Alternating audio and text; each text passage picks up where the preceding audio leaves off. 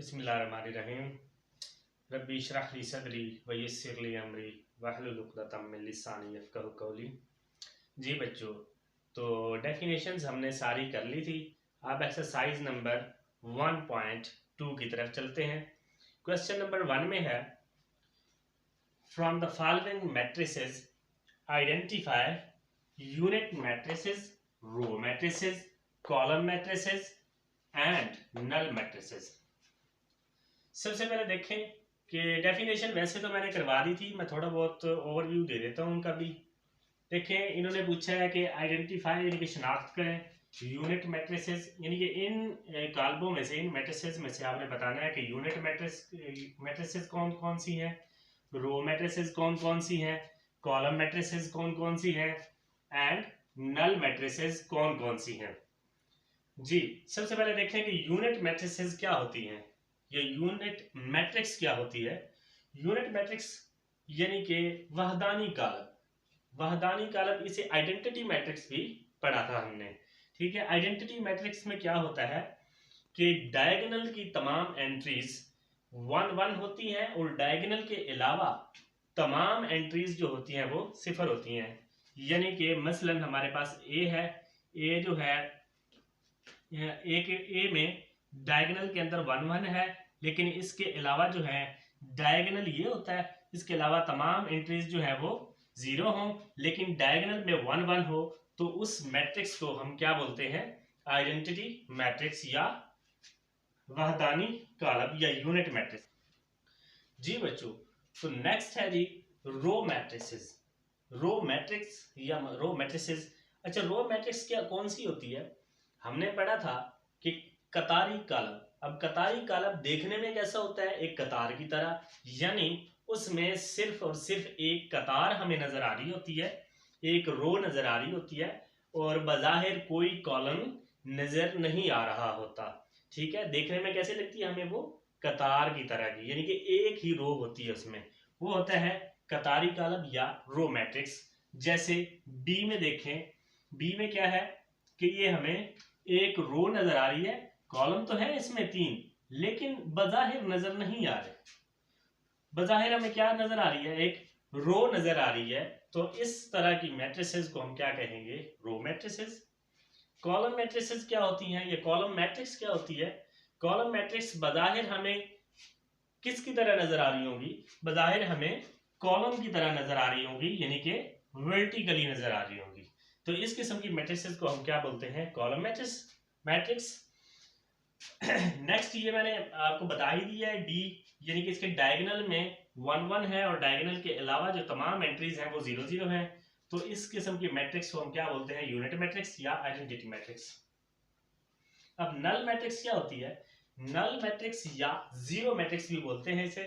Null matrix में क्या होता है कि तमाम के तमाम एंट्रीज, तमाम के तमाम एलिमेंट्स जो है वो 0 होते हैं। इस किस्म की मैट्रिक्स को, इस किस्म के कॉलम को हम क्या कहते हैं, नल मैट्रिक्स या जीरो मैट्रिक्स। जी, अब चलते हैं इनके सॉल्यूशन की तरफ, क्योंकि हमें शनाख्त करनी है, बताना है ए कॉलम कौन सा है, बी कौन सा है, सी कौन सा है और डी किससे बिलोंग करता है। जी, पहले पे आ रहे हैं मैट्रिक्स ए, इसकी तमाम एंट्रीज देखें 0 0 0 0 है। तो हमने क्या पढ़ा था, ऐसे कॉलम या ऐसी मैट्रिसेस या ऐसी मैट्रिक्स जिसमें तमाम एंट्रीज 0 0 हो, तो उसे हम क्या बोलते हैं, सिफरी कॉलम, जीरो मैट्रिक्स या नल मैट्रिक्स। तो हम कह देंगे कि ए इज अ नल और जीरो मैट्रिक्स, ठीक है।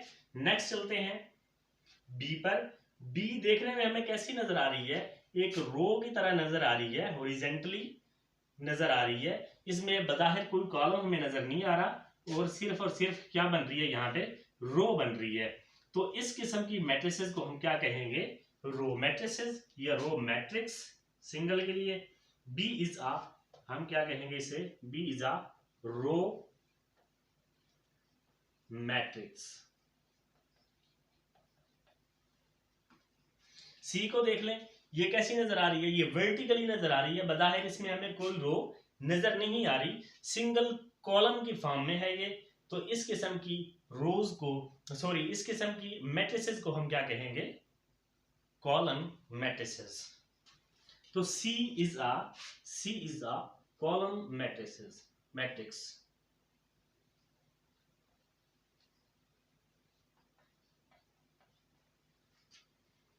नेक्स्ट चलते हैं डी पे।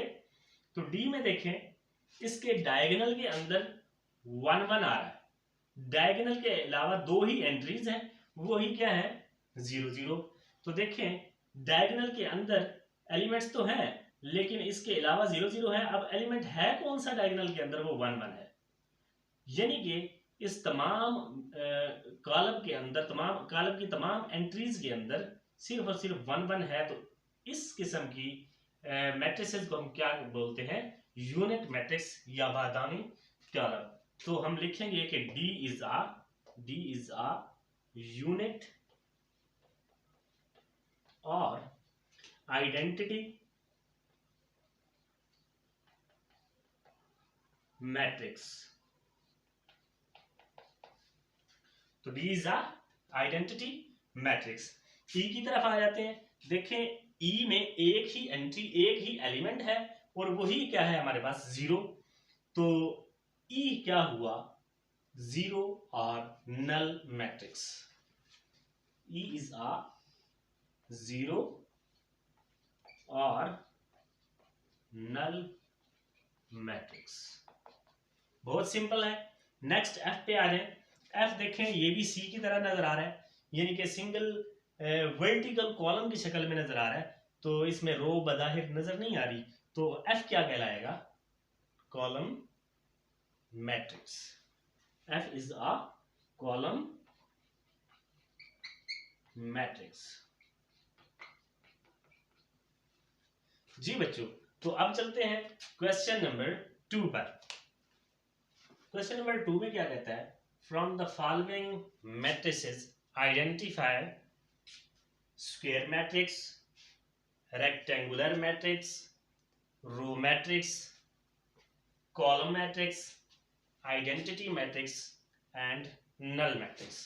तो ये क्वेश्चन नंबर 2 भी क्वेश्चन नंबर 1 की तरह जुबानी सा है, लेकिन आपने रिटन फॉर्म में दे देना है कि ए जो है या 1 जो है ये फुला मैट्रिक्स है, 2 फुला है, 3 फुला है।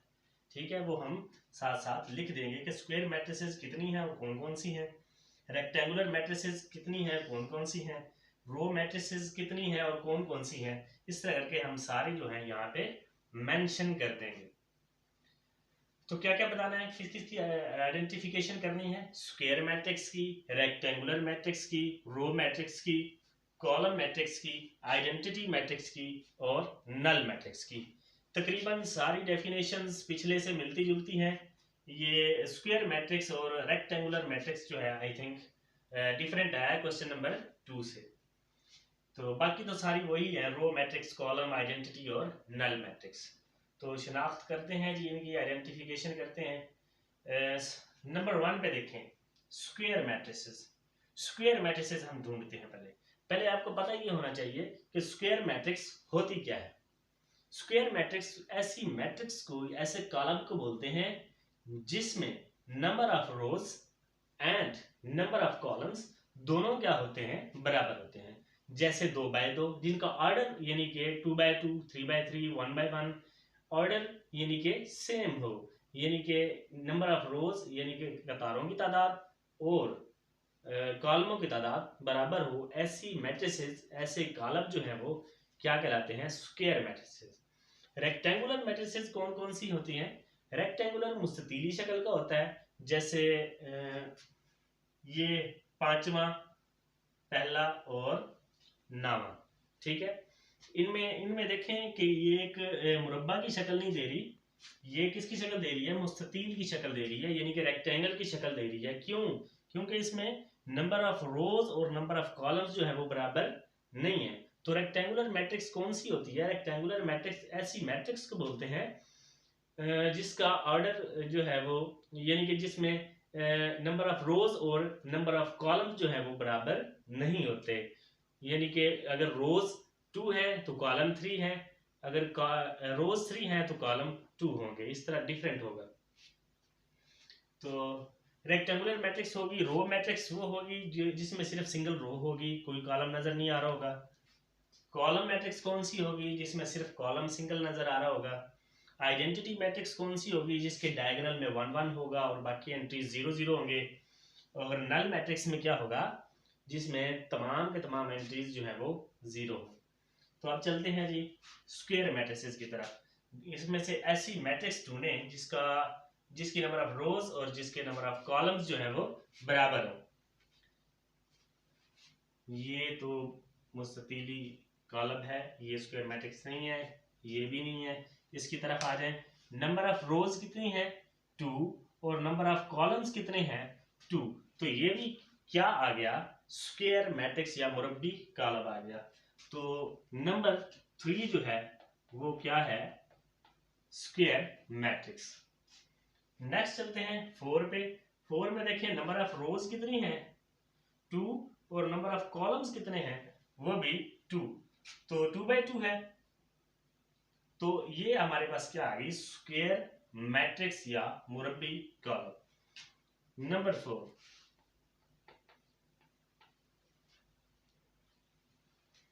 नेक्स्ट है जी 5वां, ये मुरब्बी नहीं है, ये भी रो मैट्रिक्स है, ये कॉलम मैट्रिक्स है जी। इसमें नंबर ऑफ रोज कितनी है 3 और नंबर ऑफ कॉलम्स कितने हैं वो भी 3, तो ये मैट्रिक्स भी क्या कहलाएगी, मुरब्बी कॉलम या फिर स्क्वायर मैट्रिक्स।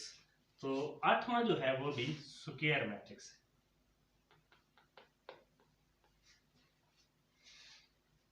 और कोई यहाँ पे स्क्वायर मैट्रिक्स नजर नहीं आ रही। नेक्स्ट चलते हैं जी रेक्टेंगुलर मैट्रिसेस पे। रेक्टेंगुलर मैट्रिसेस कौन कौन सी हैं, इनके रेक्टेंगुलर मैट्रिसेस ऐसी मैट्रिक्स हमने ढूंढनी है यहाँ पे जिसके नंबर ऑफ रोज और नंबर ऑफ कॉलम्स बराबर ना हो। इनमें देखें नंबर ऑफ रोज तो है 2, लेकिन नंबर ऑफ कॉलम्स जो है वो कितने हैं 3 है, तो 2 by 3 ऑर्डर बन रहा है इसका। तो ये एक मुस्ततीली कॉलम या रेक्टेंगुलर मैट्रिक्स है। नंबर 1। नेक्स्ट है जी नंबर 5।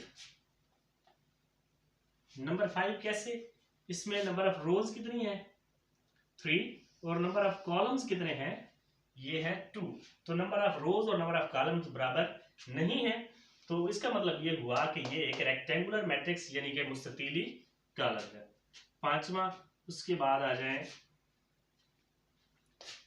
नंबर 9 पर। नंबर 9 जो है वो भी एक ये 2 नाम है इसके, क्योंकि सारी एंट्री 0 0 है, इसे हम सिफरी कॉलम या नल मैट्रिक्स या जीरो मैट्रिक्स भी कहेंगे।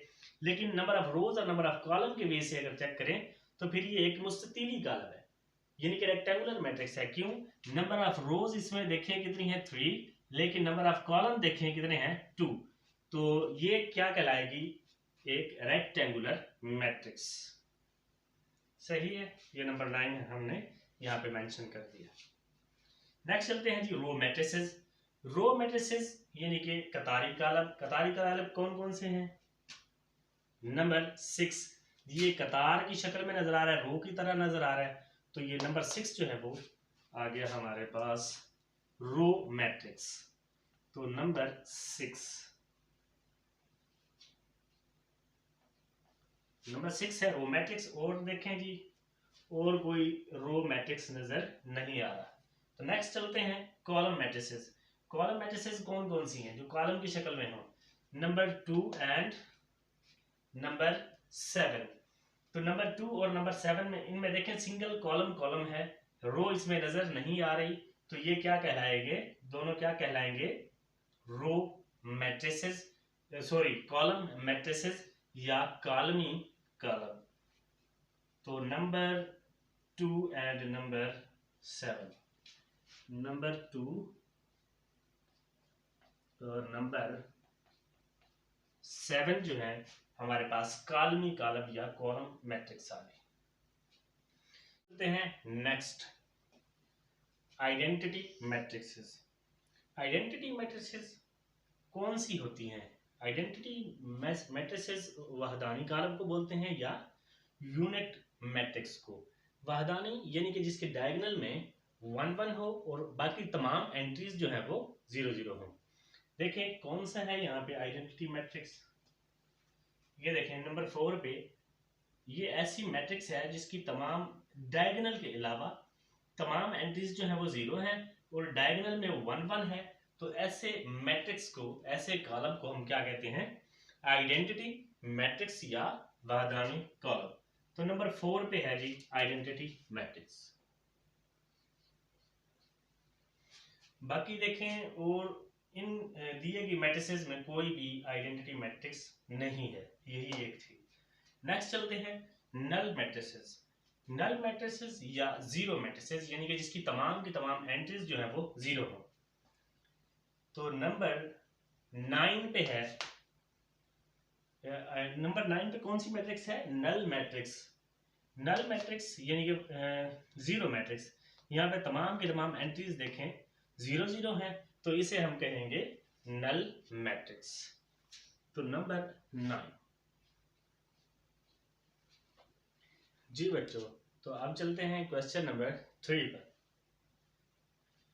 From the following matrices identify diagonal matrices, scalar matrices and identity or unit matrices। देखें यहाँ पे क्वेश्चन नंबर 3 में दो चीजें नई नजर आ रही हैं, कौन सी, डायगोनल मैट्रिसेस और स्केलर मैट्रिसेस। ये आइडेंटिटी या यूनिट मैट्रिसेस जो है क्वेश्चन नंबर 1 और 2 में भी ऑलरेडी आ चुका है, ये बार बार रिपीट हो रहा है। तो डायगोनल मैट्रिसेस कौन सी होती हैं, इसकी डेफिनेशन जो है मैंने बड़ी तफसीलन समझाई थी आप लोगों को, फिर भी मैं थोड़ा सा ओवरव्यू आपको दे देता हूँ कि डायगोनल मैट्रिसेस जो हैं ऐसी मैट्रिसेस होती हैं जिसके डायगोनल मैंने आपको बताया था, स्लाइड सी होती है, यानी कि पहली रो का पहला हिस्सा, दूसरी रो का दूसरा, तीसरी रो का तीसरा, इस तरह की एक स्लाइड सी बन जाती है। इसे हम कहते हैं डायगोनल, तिरछी लकीर सी बन जाती है, ठीक है।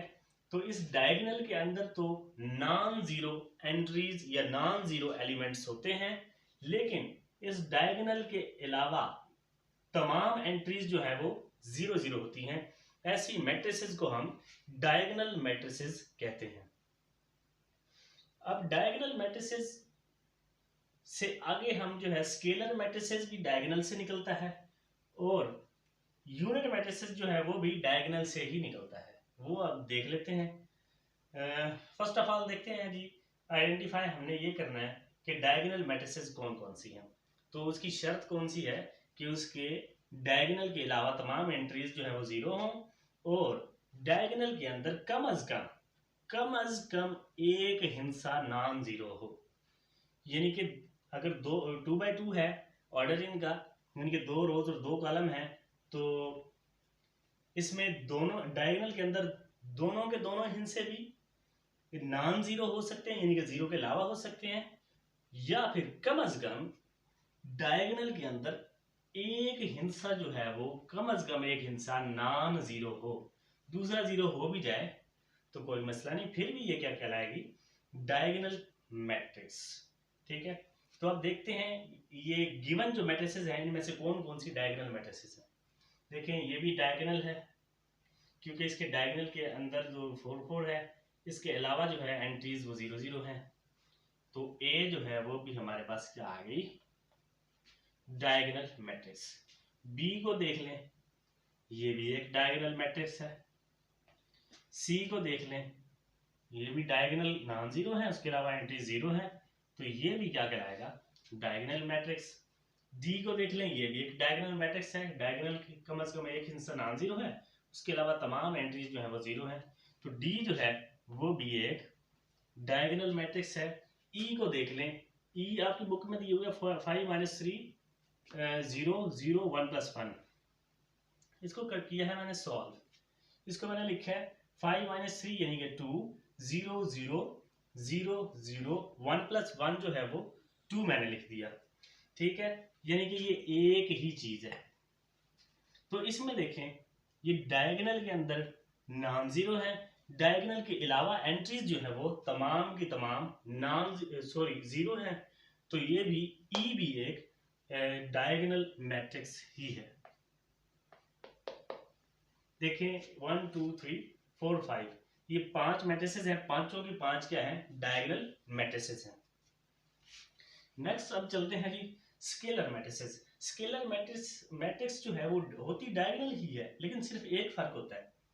डायगोनल कैसी होती है, यानी कि इसके स्केलर के अंदर डायगोनल के जो है एलिमेंट्स जो है वो सिर्फ नॉन जीरो होंगे, उसके अलावा जीरो होंगे। लेकिन स्केलर थोड़ा सा डिफरेंट कैसे बन जाती है इससे, कि स्केलर में ये जो डायगोनल की एंट्रीज हैं वो सेम होंगी, यानी कि यहाँ पे 4 है, यहाँ भी 4, यहाँ पे 2 है, यहाँ पे भी 2, यहाँ पे k है, यहाँ पे भी k, यहाँ पे z है तो यहाँ पे भी z। ठीक है, यानी कि डायगोनल में जो एंट्रीज नॉन जीरो हैं वो सेम हो तो फिर क्या बन जाता है, स्केलर।